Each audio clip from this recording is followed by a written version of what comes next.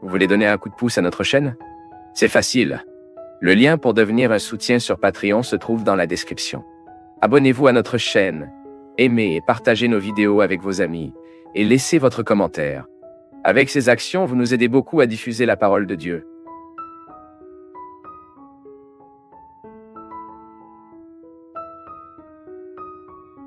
La première chose que je pense que nous devons reconstruire est le concept même de la prière.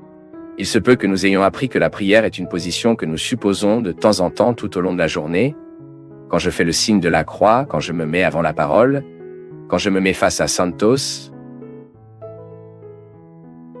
quand je me mets là dans l'église ou quand je me mets dans la solitude de ma chambre. Bien sûr, tout cela est des modèles de prière, non? Et cette prière, c'est le résultat de la discipline. Nous devons défier la volonté. Ce ne peut pas être le fruit de notre volonté. La prière ne peut pas être le résultat d'une obligation, mais elle ne peut pas non plus être un licou lâche. Nous devons avoir notre discipline de prière, en particulier en ce qui concerne l'étude du mot et l'étude de la parole, la prière du mot que nous appelons la divinexio, qui est un modèle de prière fait à partir du mot, il est absolument enrichissant. Donc, quand vous avez la pratique de la discipline tous les jours, quel est l'évangile d'aujourd'hui? Vous avez là. Et cela ne dépend pas du désir, non? Vous savez que vous avez cet engagement envers le mot. Parce que nous confondons souvent la qualité de notre prière avec l'émotion qu'elle nous réveille. Parfois nous pensons que nous prions si c'était ravi. Ce n'est pas vrai. La prière n'est pas synonyme d'émotion. Il se peut qu'à plusieurs reprises de votre vie, vous prierez, priez, et vous ne ressentirez absolument rien dans votre cœur. Mais cela ne signifie pas que vous ne priez pas. Bien sûr, nous aimons l'émotion de la prière, mais cela n'arrivera pas toujours. Notre prière peut également dépasser ce moment consacré, dire cette réunion marquée de Dieu. Je crois particulièrement que la prière est une façon d'être aussi. J'ai mon moment avec la parole, j'ai ma prière, ma dévotion. Enfin, ce qui fait partie de mon affinité avec Dieu, ce que j'aime faire en tant que discipline, mais je dois aussi cultiver une attitude intérieure qui est bien plus que être à genoux. Parfois, nous marchons au centre d'une ville. Nous pouvons être beaucoup plus connectés en Dieu que nécessairement assis là en lisant l'Évangile. Et nous devons avoir la sensibilité pour prier au quotidien. Alors aujourd'hui, quelque chose de désagréable s'est produit là-bas dans votre travail. N'est-ce pas la vraie matière première de votre prière aujourd'hui? Au moment où cela se produit, au moment où vous prenez conscience que c'est la matière première de votre conversion. Voyez, la prière est directement liée à la conversion, car l'un motive l'autre. En converti, je veux prier. Alors que je prie, je veux me convertir. Vous découvrez donc là-bas, dans votre travail, en qualité ce que vous faites. Vous trouvez que tout cela est de prier. Servir un patient qui est arrivé à votre bureau, c'est prier. Parce que vous priez dans la pratique, vous priez dans la concrété de la vie. Vous enseignez en tant qu'enseignant une discipline là-bas à l'intérieur de la classe, faites-en une prière. La prière est tout ce qui est agréable à Dieu. Qu'est-ce qui peut plaire au cœur de Dieu? Sans aucun doute, c'est notre conduite. Ce qui peut être plus beau sous les yeux de Dieu n'est pas notre prière décorée. Ce n'est pas notre texte décoré. Ce n'est pas notre évangile décoré. Non. Ce n'est pas notre litanie décorée. Notre neuvaine décorée. Non. Ce qui touche vraiment le cœur de Dieu, et par conséquent, touche également la nôtre, en tant que transformation qui se produit, c'est notre attitude, qui est améliorée par le pouvoir de ce que nous prions. Et puis, vous constatez que la prière est tout le temps. Au moment où vous traitez bien quelqu'un, vous êtes en prière. Votre vie est une continuité de ce que vous priez. Nous nous demandons, par exemple, dans la prière, nous demandons à Dieu de nous donner de la patience. Ensuite, vous sortez de votre prière. Vous trouvez une personne ennuyeuse, malade, prêt. Qu'en est-il? Il est temps de réaliser ce que vous avez demandé. Je pense même que, regardez, soyez très prudents ce que vous demandez à Dieu, car il le fait. Seigneur, donne-moi de la patience. Alors, c'est ce groupe de personnes malades à vos côtés, et vous ne savez pas ce que vous faites avec eux. Ensuite, vous demandez à Dieu de vous livrer d'elles. Non, c'est... Fait 1 heure, vous demandez d'avoir de la patience. Nous ne serons pas de patience si elle lit le livre. Non, ce n'est pas théorique, non. Patience que nous apprenons dans la pratique. Donc cette personne malade et meurtrie, avec qui vous avez des difficultés, est le contenu de votre chapelet là-bas en pratique. Chaque fois que vous demandez la protection du Seigneur dans votre vie, que vous lui demandez de vous aider à grandir dans votre organisme de bienfaisance, il vous donnera une situation concrète pour exercer votre organisme de bienfaisant. Parce que sinon, les gars, nous serons théoriques pour une vie. Et Dieu n'est pas théorique. Dieu est très concret dans nos vies. Demandez et il vous servira. C'est ce que dit le mot. Mais il vous servira en donnant des réalités concrètes qui vous émouvront. Ne pensez pas que la réalité tombera près du ciel, non. Priez, Dieu le fait, et nous le faisons ensemble. Donc si nous voulons être de la patience et demander à Dieu de nous faire patience au moment de notre prière, vous pouvez être sûr que dans la vie pratique, vous vous affronterez et faites.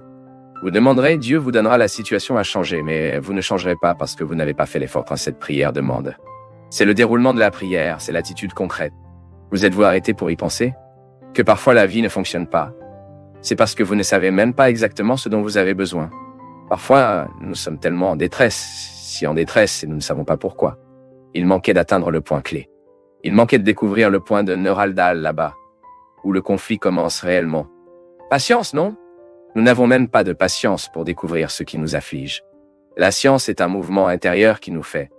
Je crois qu'elle a le pouvoir de nous faire réaliser la vie, les délices du temps. Parce que sans patience, nous pouvons risquer de ne pas réaliser ce qui mérite vraiment d'être perçu. La plongeons dans le cœur de la patience, percevant la rareté de la vie, est si belle en nous lorsque nous nous tenons conscients de réaliser ce qui est rare dans la vie. Parfois, nos yeux sont précipités et ne nous conduisent pas au cœur de cette rareté. Mon peuple, parfois, nous sommes si négligents dans la perception de cela que parfois nous gaspillons 1 mois, 1 an, 10, 20 ans, mettant notre engagement dans une réalité qui n'était même pas pour ce moment.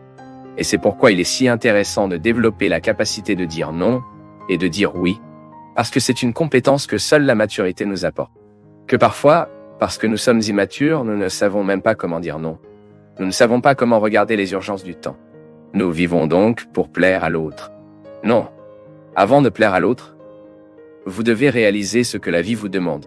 Quoi y passe toujours ce que l'autre, ce que vous pouvez faire pour plaire à l'autre, est conforme à ce que la vie vous demande.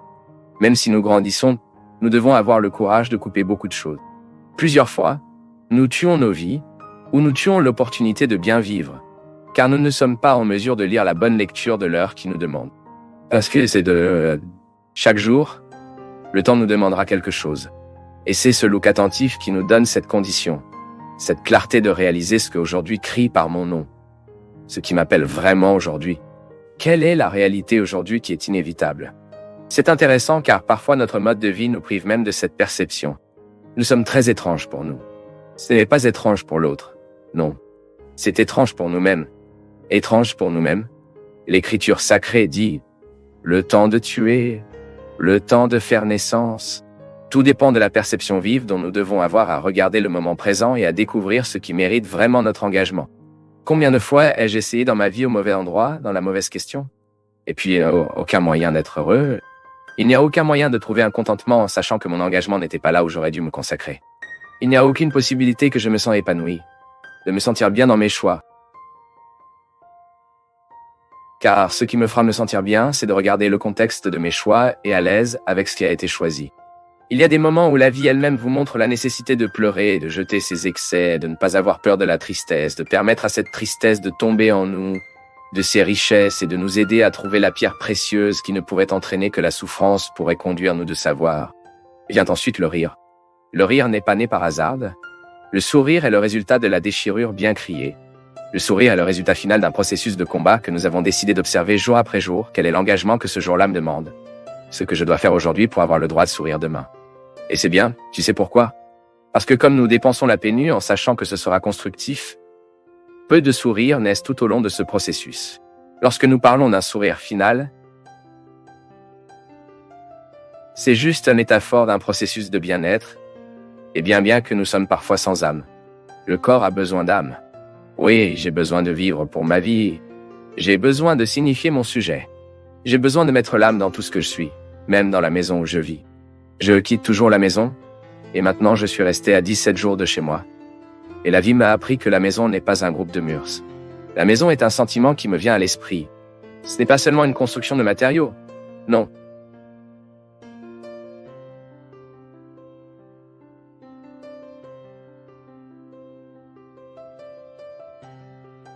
Avec lui hier, il m'a dit ainsi prêtre l'une des choses qu'il a le plus marqué de tout ce que le Seigneur a dit. Et c'est vrai, mon peuple. Et parfois, tout comme Dieu est entré dans la vie de Guilherme à travers ma parole, vous avez également le pouvoir d'entrer dans ma vie par un mot que vous me dites. Cette semaine, j'ai reçu un email d'une dame qui a tellement parlé à mon cœur. Elle commentait une réalité qui s'est produite cette semaine et qui m'a joué profondément. C'est pour ouvrir mes yeux d'une manière simple, belle et directe vers quelque chose de Dieu, je voulais me dire, qui m'a dit à travers elle. Et il est intéressant de noter que lorsque nous finissons de lire un email comme celui-ci, nous avons envie de dire un mot de salut. Ce n'est pas vrai? Quel est le mot qui nous sauve? C'est celui qui nous trouve au bon moment. Le mot qui a le pouvoir d'économiser est ce mot qui nous trouve au bon moment.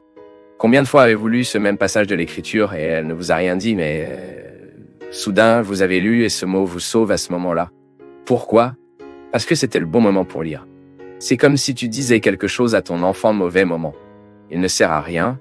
Lorsque tout le monde crie, que tout le monde est nerveux, le mot ne sera jamais puissant au point de sauver. Mais au moment du calme, à la fin de la confusion, nous avons le pouvoir de se sauver avec notre parole. Je vous pardonne. Combien de fois ce mot est le salut dans la vie de l'autre? Je comprends ce que vous ressentez. Cela sauve. Combien de fois au moment de notre désespoir, mon peuple, nous le voulons juste. Quelqu'un qui nous regarde et dit « Je comprends ce que vous ressentez. Et même si je ne peux rien dire absolument sur ce que vous ressentez, je prête maintenant ma présence.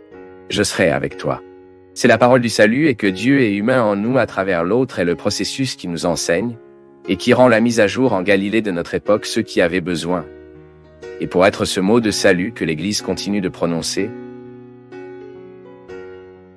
disant sur tous les toits, afin que personne n'arrête d'entendre, parce que nous croyons ce que nous annonçons. Chaque fois que je m'efforce de surmonter un défaut de moi, je travaille pour moi-même. Et pourquoi je travaille pour moi? Je fais briller l'amour qui est en moi. Love, cela fonctionne comme une immunité qui protégera l'amour qui est en moi. Qu'est-ce que l'immunité?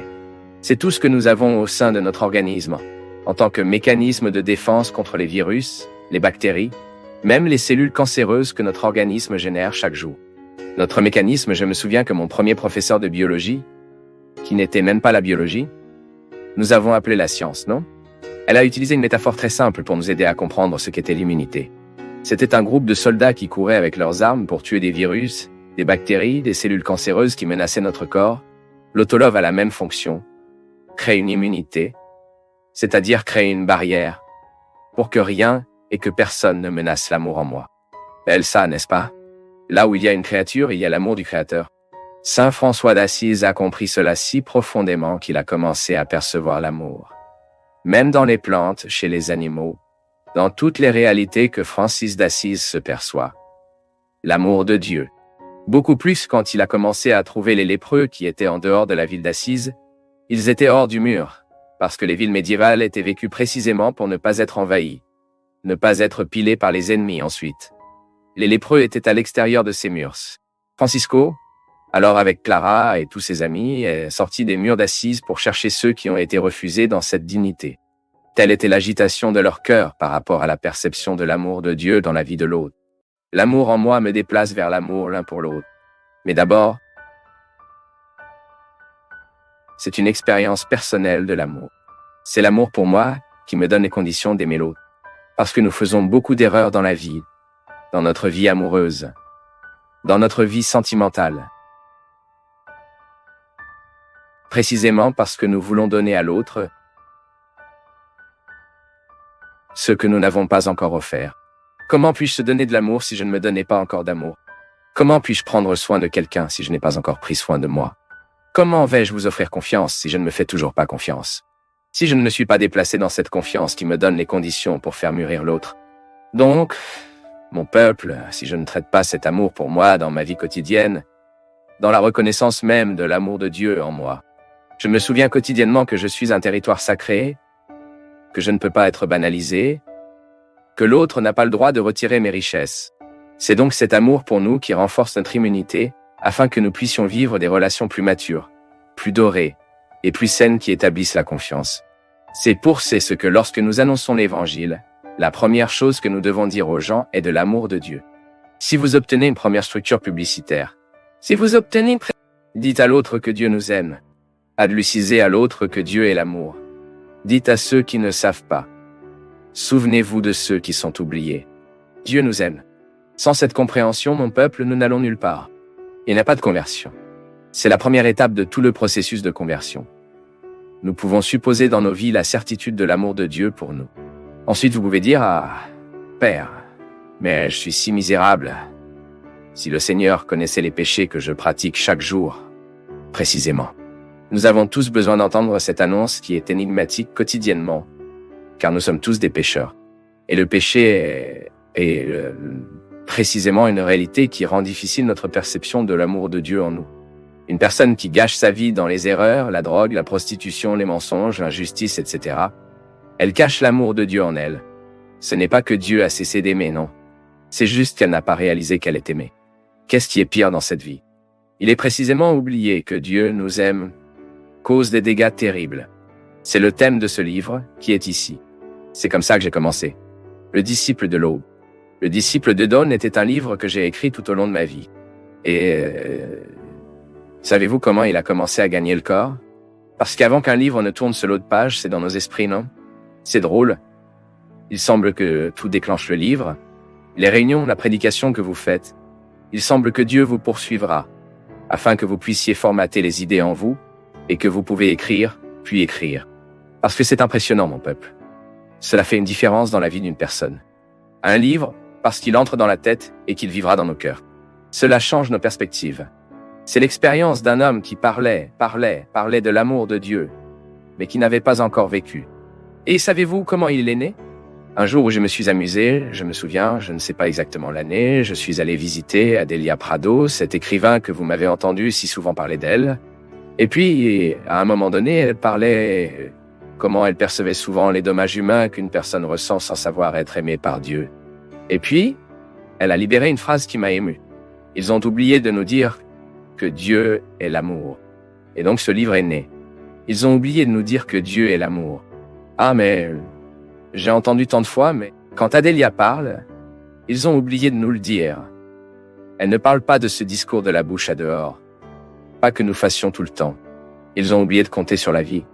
Ils ont oublié de compter sur les exemples. Oui, parce que lorsque nous ne collectons pas l'autre qui a besoin de nous, nous ne lui disons pas que Dieu est l'amour.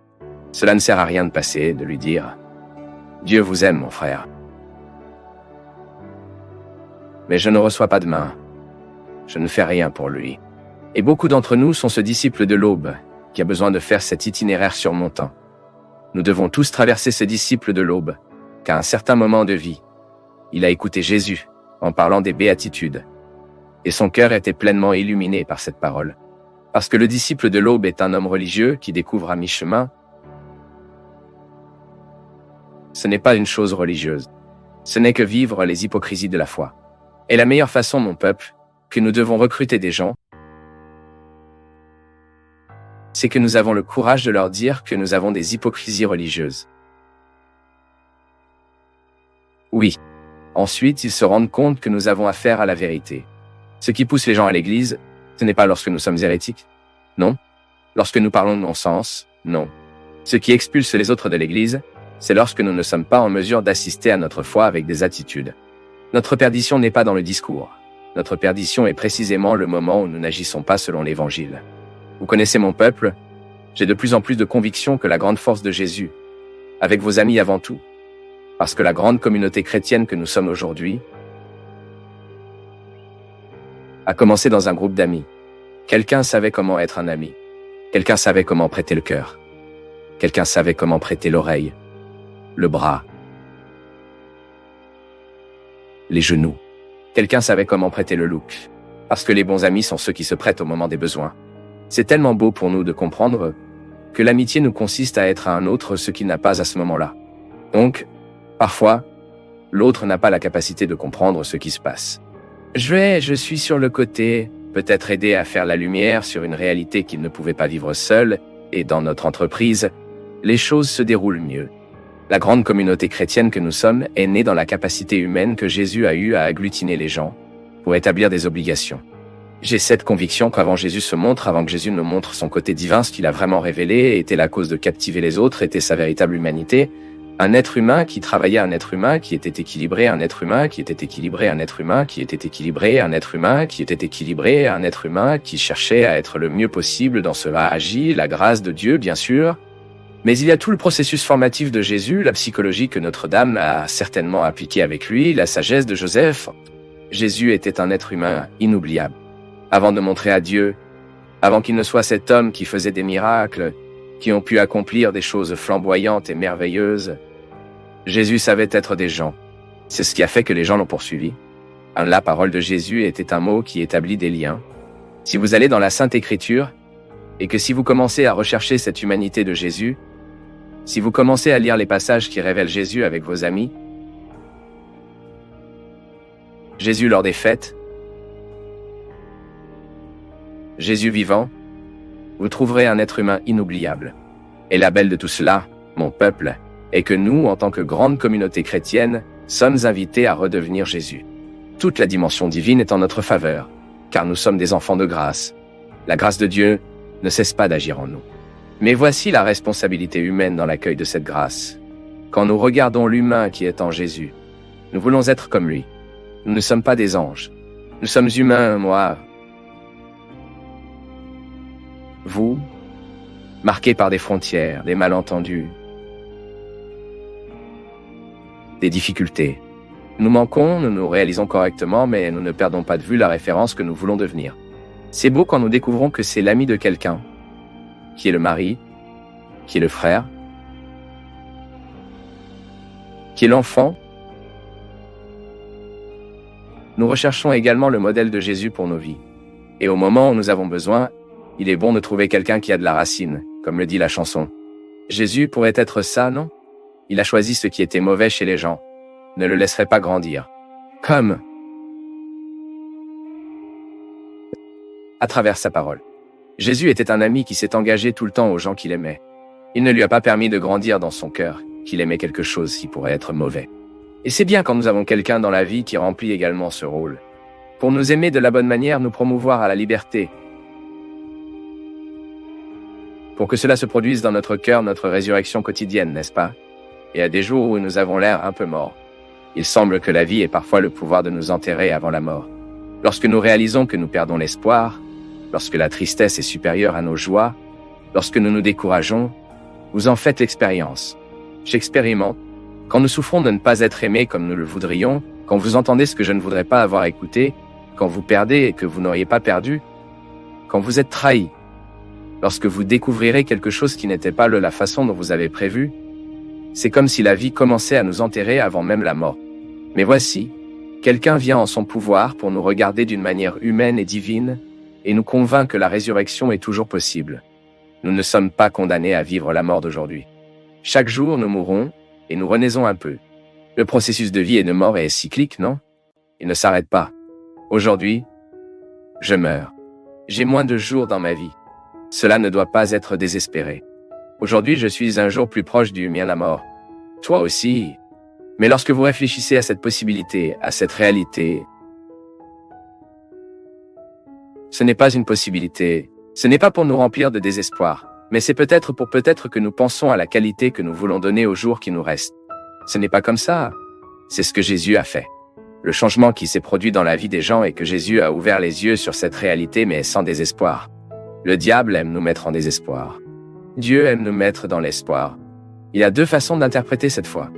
Ou je vivrai amèrement avec ce que je n'ai pas vécu, avec ce que je n'ai pas fait, ou je vais regarder le moment où je dois refaire ce qui doit être refait, gérer ce qui doit être administré et courir après le temps perdu. J'étais drôle de recevoir chez moi cette semaine Guilherme. Un ami que la vie m'a donné l'occasion de lui faire déjà me connaissait, et je ne l'ai pas fait. Et je me suis amusé d'avoir Guilherme. Et j'ai trouvé intéressant à quel point, dans la vie de Guilherme, Dieu m'a utilisé comme signe. Un jeune garçon, plein de vie, différent n'est pas commun, n'est-ce pas? Ce n'est pas ce garçon que je vois habituellement en ligne avec mon église, non. Différent.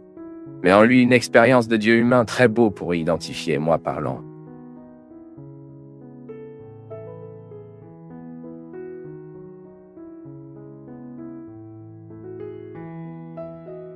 Nous avons suivi la nouvelle que la vie a été de plus en plus menacée.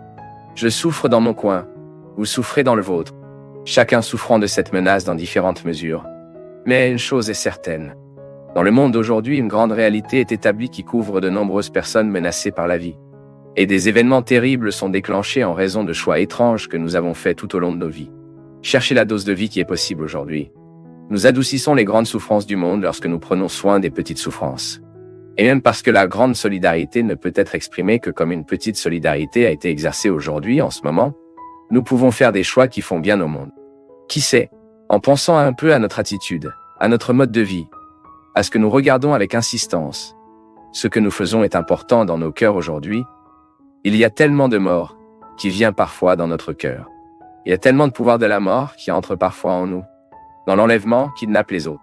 Quand une mauvaise pensée nous prend en charge, par exemple, lorsque le pesquinisme du monde trouve une place dans nos cœurs, quand il vient se loger en nous, parce que je ne suis pas à l'abri. Même si je n'ai jamais le courage d'obtenir une arme à feu, j'ai peut-être le courage de faire d'autres façons. Mais voilé, tout est une forme de violence.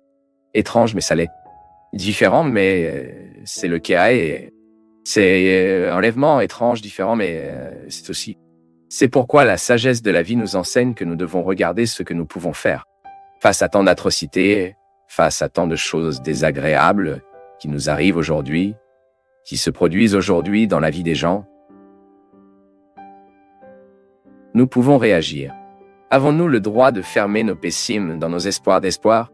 Nos absences d'espoir ne changent pas le monde. Ce qui change, c'est le moment où nous enroulons la manche et disons « Regardez, je m'occuperai de ce que je peux. J'ai ici ma maison. Je regarderai dans les yeux de mes enfants, et je verrai s'ils ne sont pas victimes de violences qui peuvent un jour devenir une nouvelle à la télévision. Parce que si nous ne nous occupons pas de la violence d'aujourd'hui, petite, minimale et voilée, il se peut que cela nous surprenne d'une manière importante n'importe quel jour. De grandes tragédies se produisent dans une petite négligence. Pour que ces grandes violences ne se produisent pas également à l'intérieur de notre maison, je considère que c'est un martyr. C'est un martyr que nous devons lire, regarder cet événement et découvrir ce qu'il peut nous apprendre. C'est pourquoi face à ce calvaire qu'aujourd'hui tout le Brésil a l'occasion de voir et de contempler, nous devons nous arrêter. Nous devons regarder cette scène et avec elle apprenez quelque chose. Seuls ceux qui ont lu les livres du père Fabio de Melo savent à quel point ils sont transformateurs, nous font réfléchir et changer notre façon de voir la vie. Si vous ne l'avez pas encore lu, ne manquez pas cette grande chance. En savoir plus en cliquant sur les liens de description. Père Fabio, j'ai entendu cette semaine sur Internet que Dieu déteste le péché et aussi le pécheur. Dans une vidéo où une personne a abordé ce sujet. Mais depuis que je suis enfant, j'ai appris que Dieu est l'amour. Qu'il n'a pas de haine dans son cœur. Et qu'il a donc envoyé son Fils mourir pour nous, sur une croix. Comment peut-il détester tous ses enfants? Ma fille, tu devais avoir mal compris. La parole de Dieu nous dit. Cela nous fait comprendre que Dieu a un profond rejet du péché, mais pas par le pécheur. Je sais que c'est une différenciation difficile à faire. En fait, la distinction est très difficile. Comment puis-je dire que je déteste le péché de Christian, mais je ne le déteste pas en tant que personne? N'est-il pas difficile de comprendre cela? Parce que nous avons vos mauvaises attitudes et que je risque de vous déraciner avec vos attitudes. La personne n'est pas seulement cette attitude. Et c'est pourquoi nous devons distinguer. Dieu m'aime inconditionnellement. Il ne change pas d'avis. Il ne change pas d'avis parce que j'ai cessé d'être une bonne personne. Je ne peux même pas dire. Dieu n'aime plus le pape qu'il n'aime ce qui est arrêté, ce qui a commis un crime. Non, cette théologie n'existe pas. Ce qui se passe, c'est que nous pouvons dire que cette personne qui vit le crime du péché risque de ne plus réaliser l'amour de Dieu. Ce n'est pas que Dieu a cessé d'aimer. C'est juste que cette personne a commencé à mettre des barrières afin de ne pas ressentir l'amour qu'il reçoit. Et ensuite l'obstacle du péché. C'est pourquoi Dieu déteste le péché. Parce que Dieu ne tolère rien qui empêche l'être humain de connaître son amour. Le grand engagement de Dieu à devenir connu dans l'histoire est que l'humanité bénéficie du mystère de sa miséricorde et de son amour. Nous devons donc identifier que l'attitude pécheresse n'est pas la personne. Cela fait partie, mais Ce n'est pas la personne. La personne ne devient pas l'erreur qu'il commet. Elle fait des erreurs, mais elle ne devient pas les erreurs qu'elle fait. Et c'est pourquoi le mystère du salut en nous est précisément pour briser le pouvoir du péché, afin que nous soyons de plus en plus cet espace, ce territoire où Dieu a l'occasion d'agir. Donc, revenir une fois de plus pour mieux clarifier. Dieu aime le pécheur, mais ne tolère pas le péché. Pourquoi? Parce que le péché est un obstacle. Il dit que le pécheur est conscient de l'amour de Dieu dans nos vies. Bien sûr, mon peuple, qui à cause de notre nature, nous sommes imparfaits, nous sommes des créatures. En tant que créature, je souffre de frontières. Il est naturel pour moi de me référer à plusieurs reprises à ce qui ne va pas. La religion, l'expérience que nous faisons avec Jésus, est toujours de nous aider à comprendre où nous dévions, afin que nous ne sortons pas de cet amour transformateur. Le père Fabio, j'ai entendu cette semaine sur Internet que Dieu déteste le péché et aussi le pécheur, dans une vidéo où une personne a abordé ce thème. Mais depuis que je suis enfant, j'ai appris que Dieu est l'amour,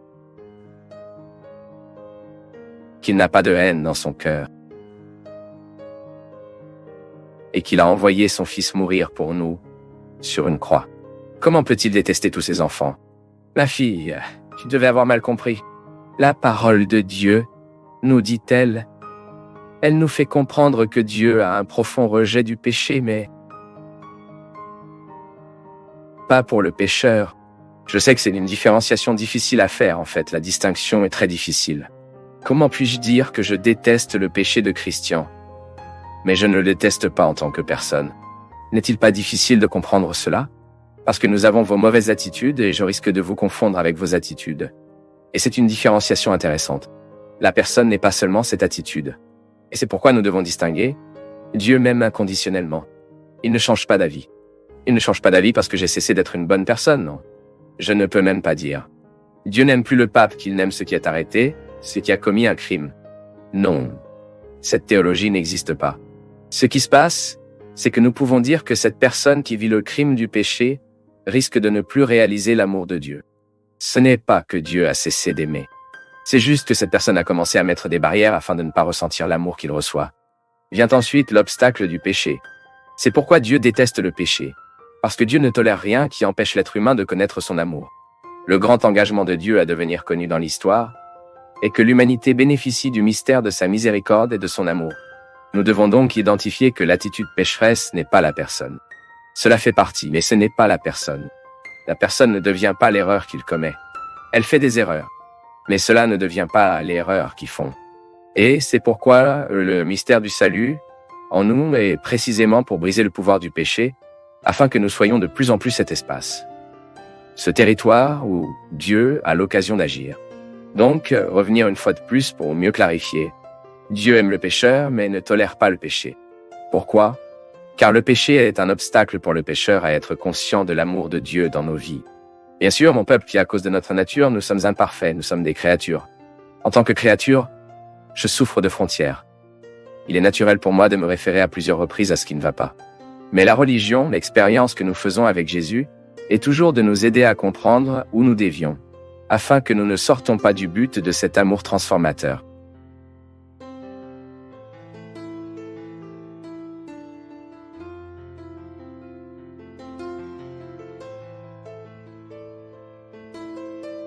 Pour nous du Path of Faith, c'est toujours une joie d'être avec vous en ce moment. Partagez vos perceptions sur le sujet d'aujourd'hui dans les commentaires, montrez votre soutien en aimant la vidéo et aidez à la partager en l'envoyant à vos amis. Abonnez-vous à la chaîne pour rester connecté avec nous et recevoir nos nouvelles vidéos.